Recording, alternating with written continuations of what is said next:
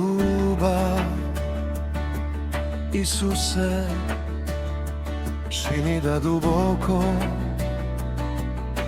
uzdahnem i da se začudim i da se zadivim i da zastanem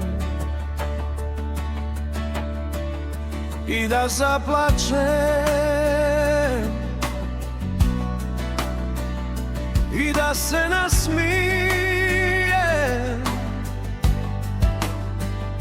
i da se zaljubim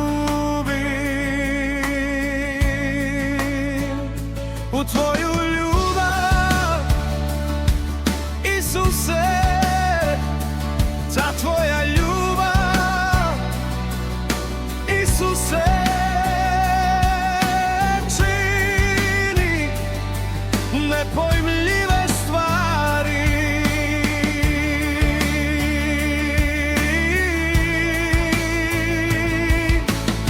Otvara širom zjenice, ispunja prazne duše, na dlanu drži zemlju, pretvara kruh i vodu u ljudsku krv i tijelo, pretvara Božju krv i tijelo u posvećeni kruh i vino.